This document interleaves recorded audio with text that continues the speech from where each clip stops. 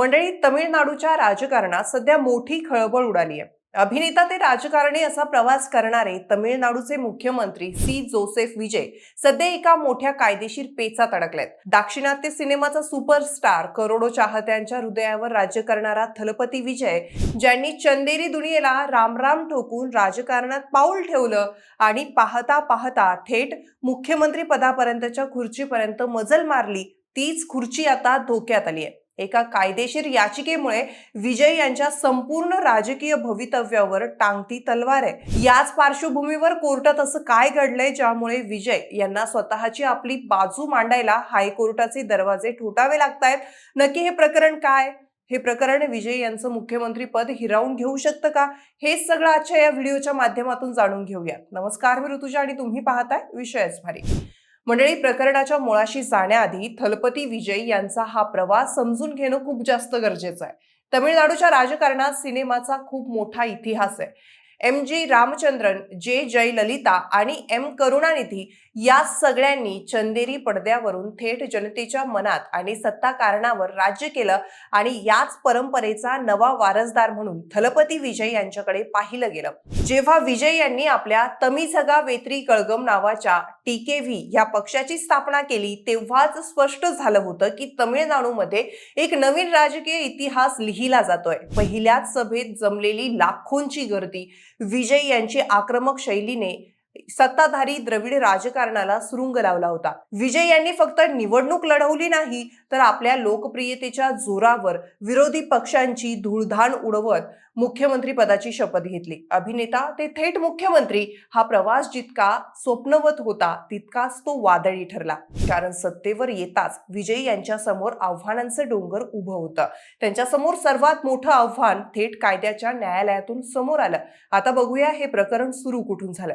तर मंडळी, 2026 मध्ये तमिळनाडूत झालेल्या विधानसभा निवडणुकीत जोसेफ विजय यांच्या TVK पक्षानं मोठा विजय मिळवला आणि विजय स्वतः मुख्यमंत्रीपदी विराजमान झाले. पण हा विजय फार काळ निर्विवाद राहिला नाही. या निवडणुकीत विजयला आव्हान देणाऱ्या तब्बल 6 निवडणूक याचिका मद्रास उच्च न्यायालयात दाखल करण्यात आल्या. मुख्यमंत्री विजय आणि TVK पक्षाचे प्रमुख नेते आधव अर्जुन यांच्या विरोधात या याचिका दाखल झाल्या. विशेष म्हणजे या याचिकांची दखल घेत न्यायमूर्ती V लक्ष्मीनारायण यांच्या खंडपीठाने मुख्यमंत्री विजय आणि मंत्री आधव अर्जुन यांना अधिकृत नोटीसही बजावली आणि त्यांच्याकडून उत्तर मागवण्यात आलंय. मंडळी, आता या सर्वांना पडणारा प्रश्न म्हणजे याचिकांमध्ये नेमका आरोप काय आहे?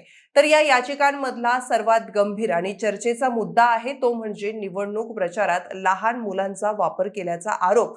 याचिकाकर्त्यांच्या दाव्यानुसार 21 एप्रिल 2026 रोजी झालेल्या एका प्रचार सभेत विजय यांनी थेट लहान मुलांना उद्देशून भाषण केलं. त्यांना आणि त्यांच्या पालकांना आणि आजी आजोबांना TVK पक्षाच्या चिठ्ठी या निवडणूक चिन्हाला मत देण्यासाठी आग्रह करण्याचं आवाहन करण्यात आलं. हा प्रकार म्हणजे थेट निवडणूक आयोगाच्या नियमांचं उल्लंघन असल्याचा दावा याचिकाकर्त्यांनी केला आहे. मंडळी, निवडणूक आयोगानं 5 फेब्रुवारी 2024 रोजी जारी केलेल्या मार्गदर्शक सूचनांनुसार कोणत्याही राजकीय पक्षाला प्रचार सभा, रॅली, घोषणाबाजी आणि प्रचार साहित्याच्या वितरणास लहान मुलांचा वापर करण्यास पूर्णपणे मनाई करण्यात आली आहे आणि याच नियमांचं उल्लंघन झाल्याचा ठपका विजय आणि त्यांच्या पक्षावर ठेवण्यात आलाय. फक्त एवढंच नाहीये, तर या याचिकांमध्ये आणखीन एक गंभीर आरोप करण्यात आला आहे आणि तो म्हणजे निवडणूक खर्चाची माहिती लपवल्याचा. म्हणजेच निवडणूक प्रचारादरम्यान झालेला खर्च योग्य पद्धतीने निवडणूक आयोगाकडे सादर न केल्याचाही ठपका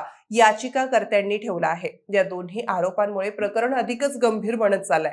याचा थेट परिणाम मुख्यमंत्री विजय आणि मंत्री आधव अर्जुन यांच्या आमदारकीवर होऊ शकतो अशी चर्चा राजकीय वर्तुळात रंगली आहे. आता सगळ्यात महत्त्वाचा प्रश्न म्हणजे कोर्टात नेमकं काय घडलं? तर मंडळी, या संपूर्ण प्रकरणात मुख्यमंत्री विजय यांनी गप्प न बसता मद्रास उच्च न्यायालयात आपली बाजू ठामपणे मांडली आहे. विजय यांच्या वतीनं कोर्टात असा युक्तिवाद करण्यात आला की केवळ प्रचारादरम्यान लहान मुलांचा सहभाग असल्याच्या आरोपामुळे संपूर्ण निवडणूकच रद्द ठरवता येत नाही. म्हणजे हा आरोप जरी खरा मांडला तरी त्यामुळे थेट निवडणूक निकाल रद्द होण्या इतका तो गंभीर नाहीये, असा दावा विजय यांच्या कायदेशीर टीमनं केला आहे. एवढंच नाही तर विजय यांनी या याचिका पूर्णपणे फेटाळून लावण्याची मागणीही न्यायालयाकडे केली आहे. पण मंडळी, इथेच हे प्रकरण संपत नाहीये. मद्रास उच्च न्यायालयाने अद्याप या प्रकरणी कोणताही अंतिम निर्णय दिलेला नाहीये. त्यामुळे सध्या तरी मंडळी विजय यांची आमदारकी रद्द झालेली नाही आणि ते मुख्यमंत्री पदावर कायम आहेत.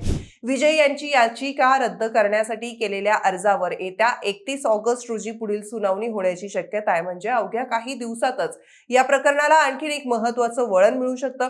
आता या सगळ्या घडामोडींचा अर्थ काय लावणार? तर मंडळी, एका बाजूला विजय यांची बाजू मजबूत वाटते, कारण त्यांनी स्वतः कोर्टात हजर राहून आपली भूमिका स्पष्ट केली आहे आणि याचिका रद्द करण्याची मागणीही केली आहे. तर दुसरीकडे 6 वेगवेगळ्या याचिका, त्यावर कोर्टानं बजावलेली अधिकृत नोटीस आणि निवडणूक आयोगाच्या स्पष्ट नियमांचं कथित उल्लंघन, हे सगळे मुद्दे बघता हे प्रकरण इतक्या सहजासहजी मिटणारं नाहीये, असं राजकीय विश्लेषकांचं मत आहे. विशेष म्हणजे हे संपूर्ण प्रकरण फक्त मुख्यमंत्री विजय यांच्यापुरतं मर्यादित नाही. त्यांच्यासोबत मंत्री आढव अर्जुन यांच्या निवडणूक विजयालाही आव्हान देण्यात आलं असून त्यांच्या विरोधात न्यायालयात सुनावणी सुरू आहे.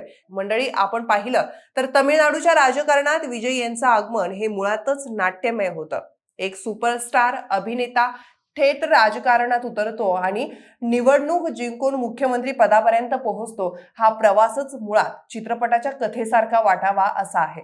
पण आता त्याच विजयवर कायदेशीर पेच प्रसंग ओढवला आहे आणि हे प्रकरण त्यांच्या राजकीय कारकिर्दीसाठी एक मोठी कसोटी ठरणार आहे. मंडळी, याबाबत सध्या तरी चित्र स्पष्ट आहे की मुख्यमंत्री विजय यांची खुर्ची अजून सुरक्षित आहे, कारण न्यायालयाने अंतिम निकाल दिलेला नाहीये. पण 31 ऑगस्टची सुनावणी अंतिम महत्वाची ठरणार आहे, कारण त्यातूनच हे स्पष्ट होईल की न्यायालय विजय यांची याचिका फेटाळण्याची मागणी मान्य करतं की मूळ याचिकांवर पुढील सुनावणी सुरू ठेवतं. जर हे प्रकरण विजय यांच्या विरोधात गेलं तर तमिळनाडूच्या राजकारणात मोठा भूकंप येऊ शकतो, हे नाकारता येणार नाही. बाकी तुम्हाला याविषयी काय वाटतं ते आम्हाला कमेंट करून नक्की सांगा आणि विशेष बारीच्या YouTube चॅनलला सबस्क्राईब करायला विसरू नका.